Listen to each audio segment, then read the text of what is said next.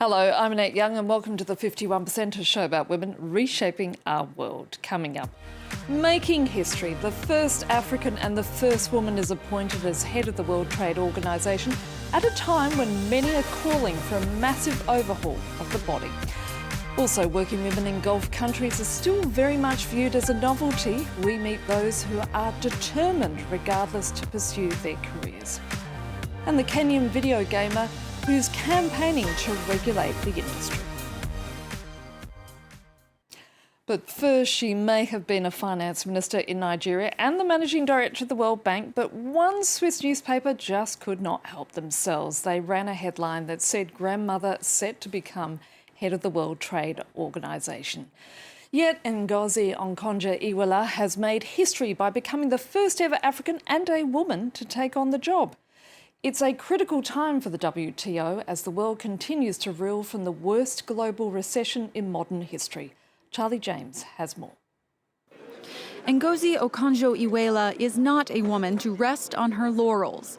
At age 66, she's embarking on a new challenge, reforming the World Trade Organization.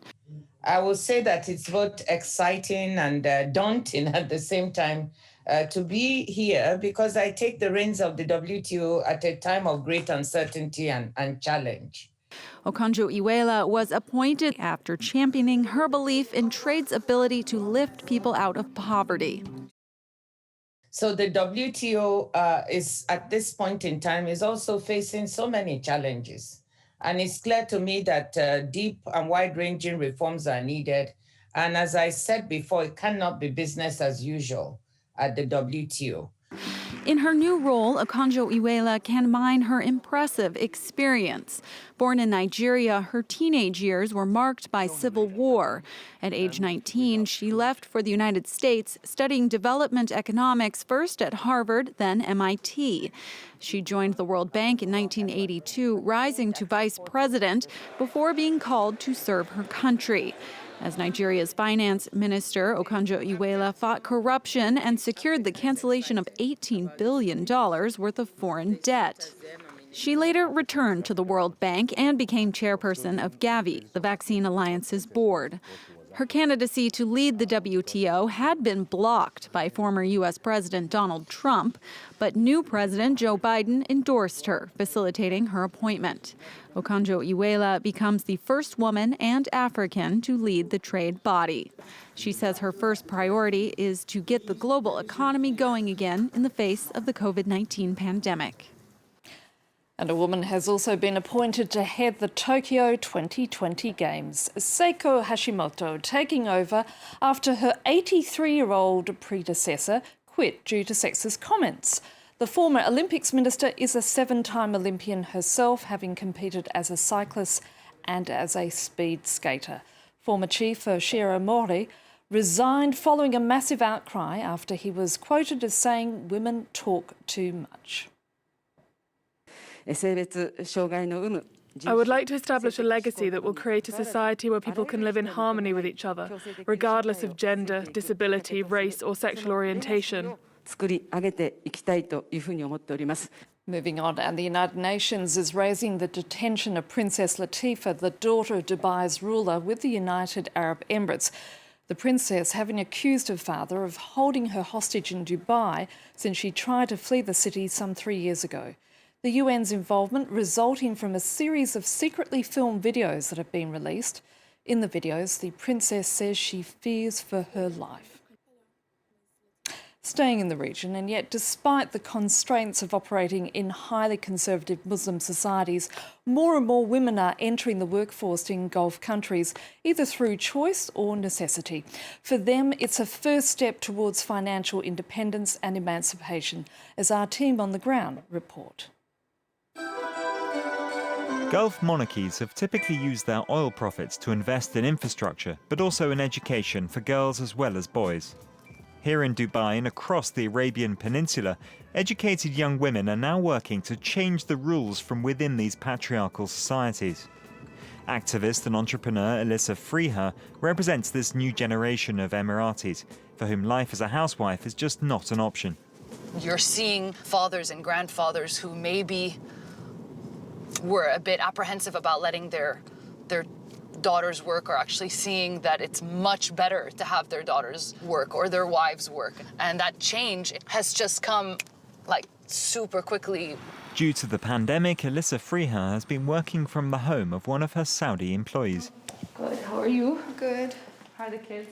Together they run Womena, a communications agency specialized in promoting businesses run by women. They've made a series of portraits of women for a documentary. This episode featured one of our entrepreneurs who's based in Saudi Arabia. Her name was Noof. She started a food delivery platform for homemade food. Compared to the rest of the region, Saudi Arabia is lagging far behind. Women only represent 20% of the active population, which is roughly 40% across the rest of the Gulf. Saudi women still need to ask the permission of a man in their family in order to work, an inequality that these women want to change using social media. You're not just changing how women view women, you also need to change how men view women, and women will always need the support of their fathers, of their brothers, of their husbands, of their sons even. And it will take time to change the mentality of the generation. The impact is in the media content. Millions of women in the region then see that their choices are much wider and that their future is not binary between, being an unmarried working woman and a married housewife, which is traditionally what we're told. Their objective is to highlight female success stories to make emancipation contagious, notably when it comes to management positions. That's the kind of role model that Raja Al-Mazrahi hopes to be. This pioneer leads an investment fund centered on new technologies and finance and was classed by Forbes among the 100 most influential women in the Arab world. At my time, there were not many women in these roles, so I wasn't confident enough to think that I would be able to develop my career in those sectors. It makes it easier for the new generation today to say, you know what, I would like to be in technology, I would like to be in finance, because many more are there. This mass arrival of female students into the workforce has helped women become financially independent. It's a first step towards progress in other areas like the abolition of male guardianship, a custom which has slowly been falling out of favor in Gulf countries over the years. Alyssa Freha is filming a new promotional clip as a cafe. She says Gulf women are leading a silent revolution, one far removed from Western cliches about the Arab world. The stereotypes that the world has on women in the Middle East and in the GCC for some reason are so negative that if they see that women here are breaking through those stereotypes, then they're saying, well, if those people can do it, then I can do it as well. Faced with these changing attitudes, the authorities have tentatively adopted a strategy of reform. The region's monarchies appear willing to allow economic liberalization and customs to evolve to a certain extent, just as long as such demands don't become too political.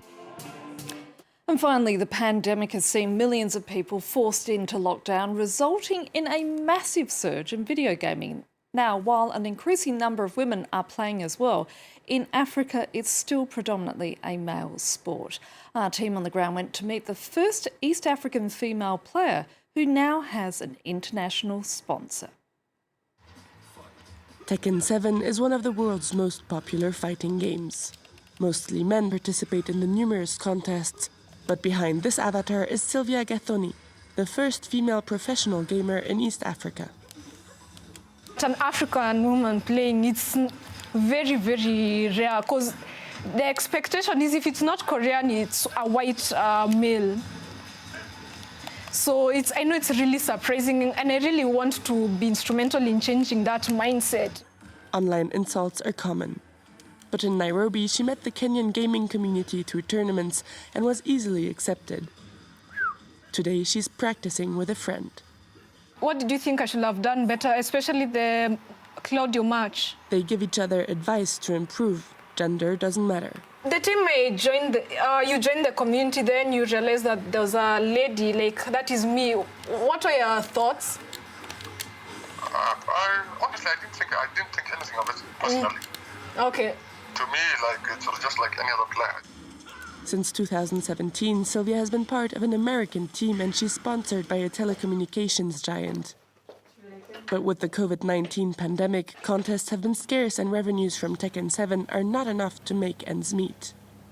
That's why bringing a social media following is important, because that's how you get deals for maybe being a brand ambassador or just doing an influencer campaign. So yes, I've been earning money through influencer campaigns, and also hopefully in future I'll become a brand ambassador for some big tech company. Sylvia is also finishing up her law degree.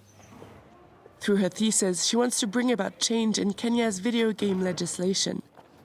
For instance, it's currently impossible to organize large-scale professional tournaments. With Kenya's growing number of gamers, the practice needs to be regulated. We are ahead of many countries, and I think as a leader in that field, we'll need to have proper regulations that other countries in the continent may start to emulate. After obtaining her degree, Sylvia will continue to compete while trying to change the laws so that future Kenyan champions are able to live from their passion. That's it for this edition. You can also connect with us via our Facebook page, that of course being France24.51%, or do send us a tweet at _51%. So until our next show, bye for now.